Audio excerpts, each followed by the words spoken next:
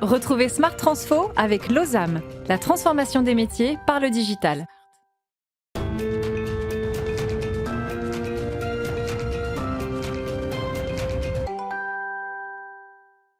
Bonjour à tous, bienvenue, nous voilà sur Smart Transfo, ravi de vous retrouver pour cette première émission dédiée aux meilleures pratiques et aux innovations sur la transformation des entreprises. On va parler aujourd'hui de transformation digitale avec Stéphane, les trois grands piliers de la transfo. 1, la cybersécurité, le fléau, et on va mettre beaucoup de chiffres derrière cette notion de cybersécurité. Deuxième pilier important, c'est le cloud. Toute transformation digitale se base sur un cloud et on va parler évidemment de souveraineté. Et le troisième pilier, l'humain, évidemment. Transformer, c'est bien, mais embarquer les équipes, c'est beaucoup mieux.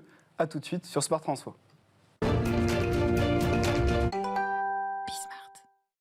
Allez, on démarre tout de suite avec un des principaux enjeux de la transformation digitale, je dirais même un des principaux risques, un point d'anxiété, c'est la cybersécurité. Et on va pour une fois mettre des chiffres derrière cette notion, avec, pour en parler, donc Pierre-Alexis Saint-Michel, directeur cyber de Deloitte, et Hugues Foulon, directeur de la stratégie des activités de cybersécurité chez Orange. Bonjour à tous, bonjour tous les deux, ravi de vous avoir. Peut-être quelques éléments pour démarrer, Stéphane, sur la grille de lecture de la cybersécurité, d'une cyberattaque. Quelle grille de lecture faudrait-il avoir, peut-être, Pierre-Alexis ? Moi, je pense qu'il faut une grille de lecture à deux niveaux, deux profondeurs. Une première grille de lecture sur un périmètre plutôt microéconomique, limité au périmètre de l'entreprise, avec l'impact d'une cyberattaque qui toucherait un outil industriel, qui serait HS, qui toucherait des fournisseurs qui ne seraient plus payés, des employés. Très opérationnel, un impact, voilà, j'arrête la production. J'arrête la production et je dois gérer l'incident de sécurité, la communication, l'impact réputationnel derrière. Mais surtout, un deuxième niveau de profondeur extérieur à l'entreprise, au niveau plutôt macroéconomique, parce que l'entreprise est interconnectée avec d'autres entreprises, des fournisseurs, des partenaires, peut-être des entreprises en cours d'acquisition. Des clients. Mais également des ménages, puisque les personnes sont payées par une entreprise qui pourrait avoir été victime d'une cyberattaque. Ça impacterait leur pouvoir d'achat, ça impacterait également donc, le marché des biens et des services et toute la chaîne qui est autour. Donc c'est un élément parmi d'autres et c'est très important de l'avoir en tête. Jérôme Powell, le patron de la Fed, Jérôme Powell, le patron de la Fed, déclarait récemment qu'une cyberattaque sur les institutions financières pourrait avoir un impact critique sur l'économie et occasionner 100 milliards de dollars par an. Imaginez 100 milliards de dollars par an à absorber dans une économie déjà durement éprouvée par le Covid. Alors si on revient à l'entreprise, l'impact économique notamment des rançons, puisque quand même les cyberattaques passent très souvent par des rançons. Hugues, peut-être sur le point, votre analyse, votre grille de lecture. Le premier point, et c'est un peu ce qui vient d'être dit, c'est que ce qui est important, c'est d'évaluer les risques, de voir comment est-ce qu'on peut se préparer, quelles sont les données sensibles. Les conséquences. Et donc du coup, quelles seraient les conséquences. Donc ça, c'est le premier point. Et pour ça, il faut connaître ces systèmes, connaître ces données. Il faut aussi évaluer la menace. Et puis, de temps en temps, il faut essayer de se comparer, de se benchmarker, parce que les attaquants sont aussi feignants, et donc ils vont plutôt attaquer les entreprises fragiles que les entreprises très, très bien protégées. Donc, la notion de benchmark est importante. Le deuxième point, mais ça, c'est plutôt une notion de moyen qu'une notion de résultat, il y a des petits trucs pour savoir est-ce qu'on investit assez, trop, généralement pas trop, dans la cybersécurité. Et on a une règle qui est un peu assez empirique, mais de dire si on investit 3 à 5% de son budget IT en cybersécurité, on est dans une forme de moyenne. Est-ce que ça veut dire qu'on est très bien protégé ? Pas forcément, mais voilà, on n'est pas hors des clous et c'est un repère. Et donc c'est plutôt en termes de moyens que de résultats. Et ça, c'est extrêmement... Hugues, ça, c'est une façon de dire qu'on n'en sait rien, en fait. 3,5%. Mais est-ce que vous savez précisément combien il faut investir pour protéger votre maison ? Mais moi, je demande... Et de dire, je n'aurai jamais de cambriolage. Non, c'est très difficile à répondre à cette question-là dans le monde physique. Donc c'est exactement la même chose dans le monde logique, dans le monde numérique. Ouais, c'est ça. Donc à partir du moment où on n'en sait rien, on se dit on va faire ça et puis on verra bien quoi. Globalement 3-5%. Déjà, la menace évolue tous les ans. Donc de se dire aujourd'hui, la vérité d'aujourd'hui est la même pour demain ou pour après-demain, c'est très difficile à dire. Les ransomware ont été multipliés par 4, mais les menaces d'avant étaient aussi sérieuses. Le montant des ransomware ont été multipliés par 4 ou le volume le volume. Ah non, sur le montant, il y a un truc très intéressant, Hugues. Il faut que vous nous racontiez. Le montant, c'est-à-dire qu'en fait, on est dans ce monde-là. C'est la transposition du monde physique que l'on connaît. Et donc, ceux qui font des ransomware s'organisent comme le monde traditionnel que l'on connaît s'organise. Donc il y a des ransomware as a service, et donc il y a une espèce d'entrepôt, des systèmes de filiation qui se créent, et les gens vont acheter dans le dark web une brique pour faire le malware, une brique pour payer en bitcoin, une brique, et ils vont être ainsi agiles pour que le coût de l'attaque soit en dessous, et la rançon soit rentable pour les attaquants, et la rançon soit en dessous du coût de remédiation. Voilà. Donc du coup, les gens vont être attirés à payer la rançon. Du coup, lié à la conséquence de sa propre attaque. Non, de réparer. C'est-à-dire que ça te coûtera toujours plus cher de réparer que de payer la rançon. Et donc si le coût de réparation va coûter 100, eh ben, les attaquants vont essayer de faire payer la rançon 80 pour que les gens soient incités à payer la rançon pendant quelques jours plutôt que de réparer leur système pendant plusieurs mois. Ça veut dire qu'eux-mêmes, ils ont fait un énorme boulot sur l'entreprise. Ils regardent, ils ciblent, et c'est pour ça qu'il y a des attaques ciblées suivant la taille des entreprises, suivant les secteurs d'activité. Et c'est pas un hasard si les hôpitaux ont été attaqués pendant le Covid, parce qu'il y avait un maximum de stress, et c'était pour inciter les gens à payer plus vite plutôt qu'à de réparer pendant plusieurs mois. Comment prévoir son budget ? Moi, je suis d'accord avec Hugues. Je pense qu'il y a une incertitude encore plus grande aujourd'hui, compte tenu de la pandémie en plus. Les modèles économiques qui sont un peu déstabilisés, la relation à nos clients qui sont très, très particulières, également le télétravail, également toutes les mesures qui sont mises autour. Bon, tout ça, ça met quand même pas mal en question la façon dont les budgets seront alloués. Moi, je me souviens d'une réponse à incident qu'on a menée auprès du secteur de la métallurgie là, assez récemment. On a estimé l'impact économique sur cette entreprise à 41 millions d'euros pour la première semaine. 41 millions d'euros sur la première semaine. Donc, mais c'était quoi son chiffre d'affaires ? Oui, mais 41 millions d'euros, c'est un chiffre d'affaires de l'ordre de 140-150 milliards. Enfin, quand même, 40 millions d'euros, c'est énorme. Et répondre à la question comment prévoir son budget, c'est en fait répondre à la question comment absorber cet impact pour cette entreprise de 41 millions d'euros sur une première semaine. C'est ça, je pense, la bonne réponse. Et c'est une approche par les risques, et c'est également ce que disait Hugues, qui est très importante à avoir. Non, Hugues, il disait par rapport au budget IT. Et vous dites quoi ? Il faut que vous modélisiez une semaine d'interruption de la production, par exemple, sur tel ou tel site. Tout à fait. Et ça vous donnera le... Ça peut être une façon d'appréhender le risque. Mais encore une fois, l'appréciation doit être dynamique, parce que c'est pas parce qu'on l'a fait un jour que 6 mois, 12, 18 mois après, c'est forcément exactement la même chose. Mais il y a une autre information publique qui date un petit peu, mais le groupe Saint-Gobain avait communiqué sur 250 millions d'euros de pertes liées à notre métier en 2017. Donc on est sur des chiffres qui sont absolument gigantesques. Donc est-ce qu'il faut mieux investir quelques montants en plus, je ne vais pas donner l'ordre de grandeur, pour protéger son système d'information ? Bien sûr que oui. Après, il faut... Oui, vraiment... Pardon Loïc, si tu veux, mais parce que je crois que... Alors du côté de Saint-Gobain, Renault, j'en sais rien, ArcelorMittal, etc., je pense qu'ils n'ont pas le moindre doute sur le niveau d'investissement qu'ils doivent avoir pour protéger leurs installations. C'est plus au niveau aujourd'hui des PME et des ETI. C'est là d'ailleurs que l'État fait aujourd'hui un gros effort, l'ANSSI fait un gros effort publicitaire pour leur dire allez-y, que le chef d'entreprise peut se gratter la tête sur le point de savoir mais combien j'investis, est-ce que j'investis assez, est-ce que voilà, c'est quand même des sujets très très compliqués pour lui aujourd'hui. Et où est-ce qu'on investit ? Parce qu'on peut investir pour protéger, je reprends l'image de la maison, pour protéger la porte d'entrée, et si on passe par la fenêtre ou la cheminée, on est... Exactement. L'investissement sera réduit à néant. Dans les investissements, il y a des différentes natures. Et le premier, je pense qu'il faut qu'on souligne, c'est la formation, la sensibilisation des personnels. C'est qu'on a beau avoir les systèmes les plus perfectionnés, mis à jour, tout ça.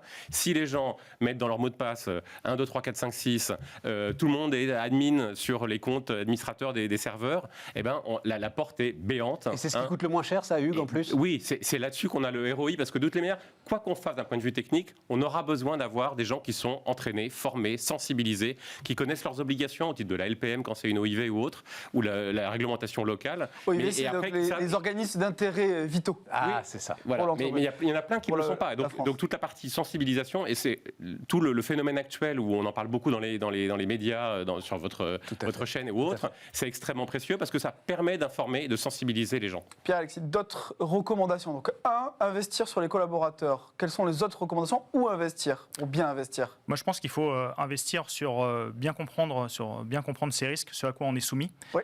C'est important de ne pas avoir... Si j'ai 1000, est-ce que je vais saupoudrer mes 1000 sur l'ensemble de mes assets, de mes biens dans l'entreprise ?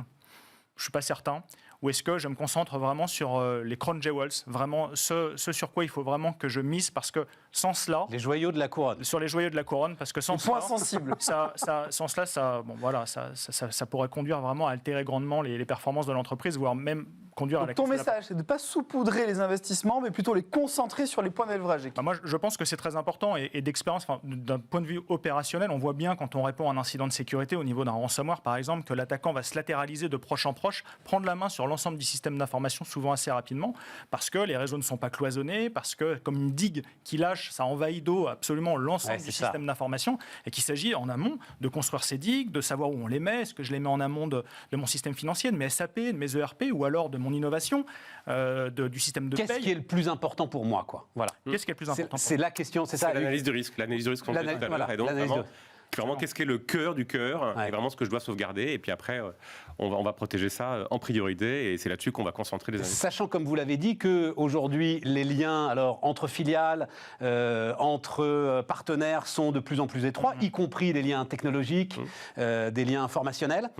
Et donc, il faut se protéger ensemble aussi. Bien sûr, bien sûr. Mais y compris dans la politique d'achat. Enfin, c'est juste un exemple. Mais quand on sous-traite une activité, il faut vraiment faire attention au niveau de protection des sous-traitants qu'on va choisir. Parce qu'il y a une forme de capillarité et de risque de contagion si jamais ce sous-traitant n'est pas bien protégé. Tu as quelques chiffres, Pierre-Alexis, sur les attaques, les investissements, les menaces ? Je sais qu'une entreprise sur 5 en 2020 déclare avoir été victime d'un ransomware. Ouais. Alors, une sur 5, comment ça, une sur 5 ? Une sur 5 qui a été victime d'une attaque. Une entreprise sur 5 déclare avoir été victime au moins une fois d'un d'une attaque par ransomware en 2020. Alors, sur 3 800 000 entreprises, donc ça fait des centaines de milliers d'entreprises. Ça ferait des centaines de milliers d'entreprises. Moi, je pense que ce chiffre tient la route. On le voit arriver vraiment, effectivement, beaucoup de demandes d'assistance sur ce sujet-là. Mais combien d'entreprises qui ne sont pas au courant qu'elles ont été victimes d'attaques? Parce que le ransomware, c'est facile, entre guillemets, le système d'information ne fonctionne plus. Mais combien, encore aujourd'hui, victimes... c'est un peu l'arbre qui cache la forêt. On oublie un petit peu tout ce qui est plus ancien, peut-être l'espionnage économique, les fraudes qui continuent au sein des entreprises, la menace interne qui est encore présente et qu'on ne voit pas forcément. Donc, menace interne ? La menace interne, un employé mécontent, le fameux employé mécontent qui divulgue de l'information confidentielle, malheureusement, on a mené déjà beaucoup d'investigations sur ces sujets-là, et c'est aussi une menace qui est très présente en entreprise. Est-ce qu'il va y avoir à un moment, je pensais ça, celui qui sera victime d'une attaque va être à un moment stigmatisé par l'ensemble de ses partenaires en disant t'as pas fait le boulot, c'est de ta faute si on est dans cette situation-là. Allez-y. Je pense que c'est de moins en moins le cas. D'accord. Maintenant, la question n'est plus est-ce qu'on va se faire attaquer. La question est quand est-ce qu'on va se faire attaquer et comment. Et le pire des cauchemars, c'est de ne pas savoir qu'on est attaqué. C'est d'être attaqué et de ne pas s'en rendre compte parce qu'il y a des trucs dormants qui ont été infiltrés à l'intérieur. Et qui soit rend compliqué la vie de l'entreprise, soit vole des entreprises de façon régulière. Donc voilà, donc je pense qu'on est tous capables de comprendre que, vu l'état de la menace, et sans être paranoïaque pour autant, ça va arriver. Et chez Orange, en tant qu'opérateur, vous imaginez bien que, vu le nombre de données qu'on transmet, qu'on transporte et qu'on stocke, on est sous les feux des attaquants. Donc c'est pas est-ce qu'on va être attaqué, c'est quand on est attaqué et comment. Voilà. Donc c'est vraiment ça la question.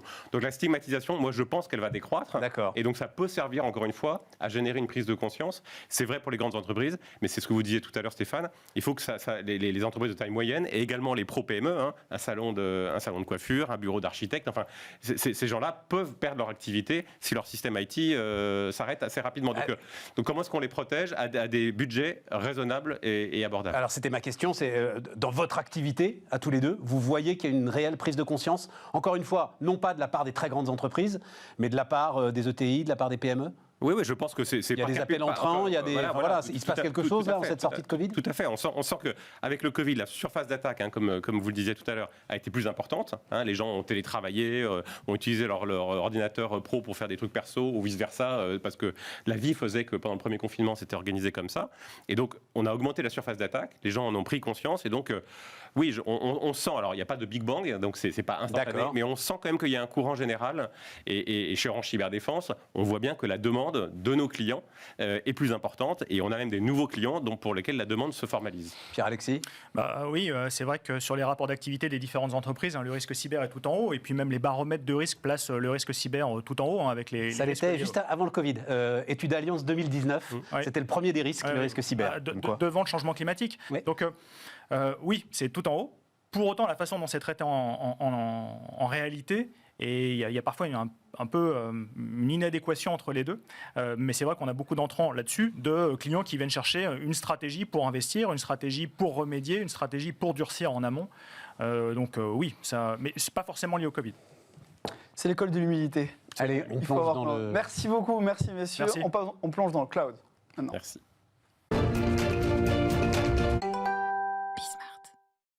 C'est parti, on parle de cloud cette fois-ci, un des socles, un des piliers de cette transformation digitale. Pour en parler, Thibaut Dabouvry, cloud leader chez Deloitte, le patron de la Digital Factory chez Deloitte. Bonjour Thibaut. Cloud leader, le gars. Absolument.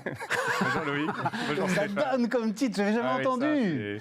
Et il faut que tu t'y habitues parce que le cloud est quand même le socle de toute transformation. Ah non, mais le cloud, ça va, c'est le leader. Ah ouais, Ah ouais. ça, C'est le gars, je dirige les Maintenant, nuages, c'est les amis. ça, on vit dans les nuages. On vit dans les nuages. Allez, le cloud pour se transformer, de quoi parle-t-on quand on parle de cloud? Et quand je disais que c'était le socle, de quoi parle-t-on? Alors, la transformation par le cloud, c'est d'abord un mouvement en fait, que les entreprises et les organisations ont lancé avec l'arrivée de ces nouvelles technologies, de déplacer finalement le système d'information historique et de l'externaliser Dans ces fameux nuages. Donc, Ouais. qui a été créé, le nom a été créé par Amazon, qui avait été le premier à trouver et à rendre son système d'information finalement disponible pour les organisations, pour qu'elles deviennent elles-mêmes et bénéficient elles-mêmes des mêmes technologies. Ah, c'était Amazon qui avait créé le premier. C'est ce terme de cloud computing. Ça, alors, je savais pas ça. Si. C'est Jeff Bezos qui a inventé le mot de C'est pas nuage. Jeff Bezos qui l'a Bon, inventé. bah, à l'époque, parce que c'était il y Mais en a tout une cas, quinzaine d'années, j'imagine. Exactement, Oui, voilà, c'est ça. une quinzaine d'années. Donc en fait, Oui, c'est lui qui décide. quand on parle de transformation, c'est vraiment l'accès à ces technologies qui aujourd'hui sont disponibles. Toute la French Tech aujourd'hui est dans le cloud. Bien sûr. Personne n'achète des machines et elle développe. Et justement, Elle démarre par ces technologies. Tu parles de la French Tech. Où en sommes-nous en France par rapport aux autres grands équilibres mondiaux? Alors, ce qu'on voit, puisqu'on est, je ne suis pas le seul cloud leader, on est plusieurs cloud leaders chez Deloitte. Moi, je m'occupe d'une région en Europe. Ce qu'on peut voir, c'est qu'aux États-Unis, déjà, toutes les entreprises ont fait ce qu'on appelle la première phase du cloud, c'est-à-dire bouger leurs serveurs dans le nuage, donc externaliser déjà la partie infrastructure. C'est déjà un mouvement qui est lancé, qui est déjà largement lancé, et puis notamment par le secteur public qui utilise aujourd'hui ces plateformes. Ce qui n'est pas encore le cas en France. Ce qui n'est pas encore le cas en France, ça démarre, comme on le voit, il y a des initiatives qui sont lancées, des initiatives en tout cas en France, puis en Europe, avec des initiatives comme GaiaX, etc. Oui. Mais on est en Non, retard. parce qu'il faut le dire un mot, on a un problème de souveraineté quand même. Alors, j'aime bien ce mot souveraineté, parce qu'il ne faut pas confondre deux choses, la souveraineté des données et la souveraineté technologique. Même les clouds français, les clouds que vous pouvez avoir comme OVH Cloud ou d'autres, utilisent des technologies américaines dans leur cloud. Ah oui, mais ça me pose Voilà. pas de problème. Ça. Effectivement, la souveraineté de la Enfin, donnée... au gouvernement français. Le gouvernement français, il a un problème à partir du moment où ce fameux Patriot Act dont Il y a un on parle risque, à tort et à etc. travers donnerait un droit de regard à ces données nationales au gouvernement américain. Effectivement. Et donc, on a effectivement deux choses qu'il faut distinguer, les données de nos citoyens, sur lesquelles, effectivement, pour le coup, GaiaX, et via ces cas d'usage, veut répondre à finalement cette souveraineté en ayant une déconnexion totale des grands clouders américains avec nos données, même si ces technologies aujourd'hui elles sont rendues disponibles par Microsoft, par Google, Exactement. pour pouvoir être installées sur des serveurs français. Et puis de l'autre côté, vous avez finalement la protection des données au sein de ces clouders, parce que ces clouders américains aussi, lorsqu'ils ont une entreprise à part, et ils protègent quand même ces données. On a vu récemment, par exemple, c'est la French Tech, ont leurs données stockées sur des serveurs Amazon. Il y a un chiffrage supplémentaire, on en parlait dans la session d'avant sur la cybersécurité, qui permet normalement de ne pas accéder à ces données, donc il y a toujours ce risque. Mais il y a effectivement en France un retard qui a été pris, notamment par les grandes organisations, et qui aujourd'hui accélère, notamment on le voit dans d'autres pays en Europe, l'Europe centrale, aujourd'hui une grosse accélération sur le cloud, et la France va suivre via ces technologies qui sont disponibles. Revenons sur GaiaX. Est-ce que justement les entreprises attendaient pas Alors, Programme européen, quand même, il faut le préciser. Hein, c'est pas non plus connu à ce point-là, je pense. Il faut préciser. Oui, Programme oui. européen. Programme européen multi-cloud qui vise justement à créer ce grand cloud surperformeur européen. Effectivement, aujourd'hui, c'est une initiative qui qui réunit un certain nombre d'acteurs pour travailler sur aussi des cas d'usage. Ça, ce qui est intéressant, c'est-à-dire le futur de la mobilité, le futur de l'agriculture, et donc de l'aérospatiale. Donc finalement, de réunir des grandes organisations. Donc, les dirigeants de ces grandes organisations vont être sollicités, ou le sont déjà, pour participer en fait à ce mouvement. Et ce qui est intéressant après derrière, c'est qu'il y a aussi d'ailleurs des sociétés américaines dans GaiaX. Ce qui est intéressant, c'est de voir comment en fait on va s'organiser en Europe Ouais. pour faire émerger ces nouveaux systèmes. On sent que c'est plus difficile puisque le lancement a eu lieu il y a un peu plus d'1 an maintenant. Il n'y a pas de révolution, en tout cas dans les faits. En tout le moment où ça a démarré et maintenant, donc il y a eu un CEO qui a été nommé, un CTO, donc tout ça se met en place aujourd'hui. Maintenant, ce qui est intéressant, pour revenir effectivement à la transformation des organisations, ce retard pris, il est finalement, on le voit dans la digitalisation, où il y a des pays qui sont très digitalisés. Nous, ça a bien démarré aujourd'hui en Europe. En France, un peu plus de retard, mais il y a une accélération. Et d'où les annonces qu'on a vues récemment. Ce que vous dites, c'est ça se rattrape en fait. Ça se rattrape. C'est pas la peine de se lamenter sur le fait que, ah mon Dieu, on est en retard. Non, c'est un retard qui peut se rattraper à partir du moment où on le prend en main sérieusement maintenant. Et là, aujourd'hui, c'est un sujet COMEX. Longtemps, le cloud a été un sujet technologique. On nous disait souvent, le cloud, c'est aller voir l'IT. Ouais. Aujourd'hui, le cloud, c'est dans les sujets de COMEX. Le GAIA-X, c'est des sujets qui sont portés aussi par des membres de comités exécutifs. Donc aujourd'hui, c'est un sujet de COMEX. Donc c'est un sujet où en fait toutes les organisations doivent se poser leurs questions de comment elles vont opérer demain leur business et comment demain elles vont utiliser en fait un contact center aussi efficace que ceux qui sont poussés par les clouds. Alors, efficace, et toi tu pousses un modèle, on n'aura pas le temps d'en parler aujourd'hui, mais responsable, de cloud responsable, et notamment avec le green et l'énergie. Alors, c'est sur la même logique que la mobilité. Aujourd'hui, il y a plus de 7 millions de data centers dans le monde. Donc on peut bien imaginer qu'avoir chacun son data center avec toutes les climatisations, etc., et la consommation d'énergie nécessaire, il y a une flexibilité à utiliser des plateformes communes, à aller finalement dans le cloud, et à utiliser finalement une infrastructure qui est ouverte et mutualisée en fait avec d'autres. Et donc pour le coup, demain, on imagine quand même que les organisations, dans ce que j'appelle moi un numérique responsable. Un numérique responsable, voilà. C'est ce qui va se jouer dans les prochaines années. Auront dans leur palette le cloud comme un des leviers pour le. Merci Thibaut. On va parler d'humain tout de suite avec le change, la révolution de change. Merci Thibaut. Merci Loïc, merci Stéphane.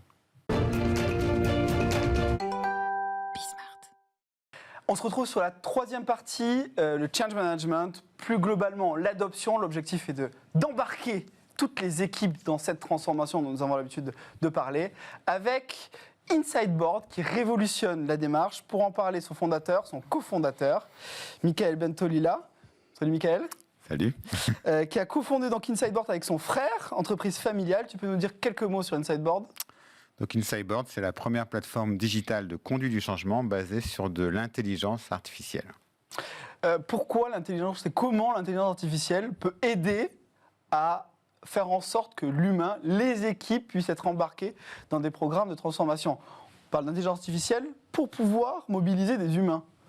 Donc notre mot d'ordre, nous, c'est Design for Human and Powered by AI. Donc déjà, tout a été fait et pensé pour l'humain, pour l'embarquer dans une transformation. Et l'AI, en fait, c'est un moyen d'automatiser, de personnaliser, de rendre plus simple soit une décision, soit une tâche pour quelqu'un qui va se transformer. Alors, quelle est ta vision justement sur une transformation réussie ? Donc une transformation réussie, c'est...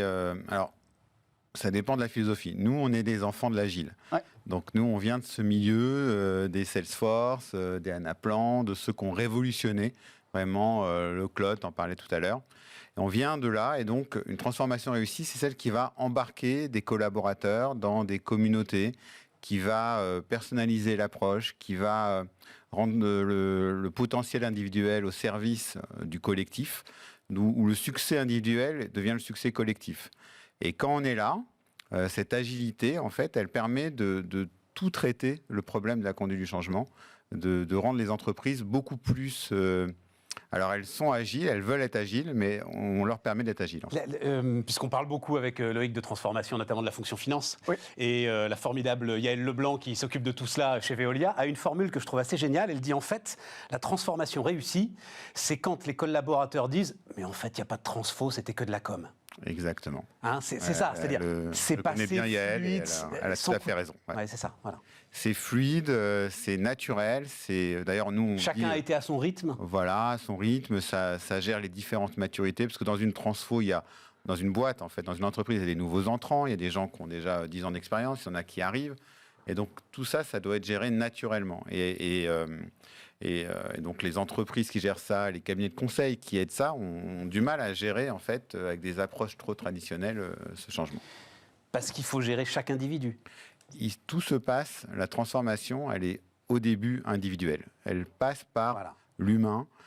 Qui la doit contribution être motivé, individuelle doit être d'une motivé personne. Quand on dit l'humain, on a l'impression de prendre un groupe. Or, c'est tout le contraire que vous essayez de faire, en fait. C'est une personne dans un groupe, voilà, quand même. Parce que l'humain, justement, ce qu'on a appris là pendant le Covid, et ça l'a bien montré, on ne peut pas fonctionner seul. On a besoin de fonctionner dans des communautés. Des communautés qui ont leurs propres critères de succès. Par exemple, est-ce que tu peux nous donner un exemple par exemple, la communauté des vendeurs dans une entreprise. Son objectif, ça va être d'augmenter les ventes à la fin du mois, d'augmenter même la base de contact pour aider le marketing à faire plus de campagnes. Ça va être d'augmenter son bonus si c'est une communauté de vendeurs. Pour lui, ça va être d'augmenter sa prime. Voilà. Et en fait, ils sont quand même collectivement intégrés et donc ils vont s'aider. Donc ils peuvent se partager des bonnes pratiques parce que le succès de l'un contribue au succès de la communauté des vendeurs. Et donc l'objectif de travailler sur une communauté, c'est pas de travailler la communauté juste en tant que groupe, c'est de pouvoir intégrer les revendications individuelles, le rythme des personnes, s'appuyer sur le succès d'un potentiel pour permettre à chacun de réussir. Et alors, moi j'ai utilisé Insideboard dans une autre vie. La magie, le génie qu'a eu Mickaël et Johan, ça a été de pouvoir gérer de la gamification, d'en créer un jeu, un défi. Alors pour nous, c'était défi. Est-ce que tu peux nous en dire un mot ? Alors, plus encore que la gamification, c'est le fait de jouer collectivement. Ouais. Donc, effectivement, de faire de cette transformation un défi collectif. Ça veut dire porteur de sens. Ça veut dire que si on réussit, en plus, on va recevoir des petits badges comme dans West. Ça, c'est ce qu'on appelle la gamification. Mais réussir dans une communauté, c'est un succès avant tout personnel, parce que c'est aussi la reconnaissance de sa communauté envers son propre succès. Je voudrais revenir juste ce que tu disais, parce que je trouve ça très intéressant, sur notamment un collectif de vendeurs. Chaque individu fait gagner le collectif. C'est ça. Ils en sont peut-être pas persuadés, en fait. Et ta transfo, elle va permettre d'abord de transformer, donc de les rendre plus efficaces, mais aussi de les convaincre de cet état de fait que c'est chaque individu qui va renforcer le collectif. C'est ça, parce que, en fait, là où ils sont persuadés, c'est que c'est de plus en plus complexe. C'est-à-dire que les transfos, quand on parle de transfo, là aussi, il faut détailler, c'est pas un projet CRM uniquement, c'est pas juste un logiciel à adopter. C'est aussi de l'excellence opérationnelle à avoir, c'est aussi maîtriser les nouveaux process. Et en fait, l'être humain seul, il peut pas faire tout seul, pas tout maîtriser seul, donc il a besoin des autres. Et c'est parce qu'il a besoin des autres qu'il prend conscience au sein d'une communauté que la communauté va l'aider à réussir. Voilà. Ravi de t'avoir eu, Mickaël. Insideboard fait partie des grands succès de la French Tech, qui a levé énormément de fonds pendant la crise. Donc bravo, ravi de t'avoir sur cette émission sur Smart Transfo. Et Merci. Smart Transfo, donc terminé pour cet épisode. On se retrouve au mois de juillet d'ailleurs. À bientôt les amis.